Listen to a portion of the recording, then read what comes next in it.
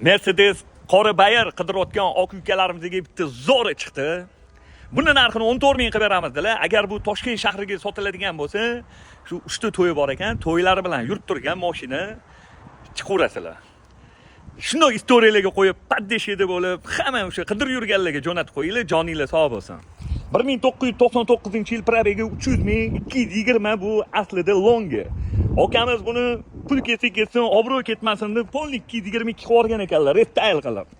Yaxshi okalarim. Lekin holatiga gap bo'lishi mumkin emas. 4 yumshoq yaxshi balon, bunday yil bo'lmaydi. Bunda sostoyaniya bo'ladi, bilganlar biladi, bilmaganlar mana endi bilishadi. Kurgoy tonirovkalar bor.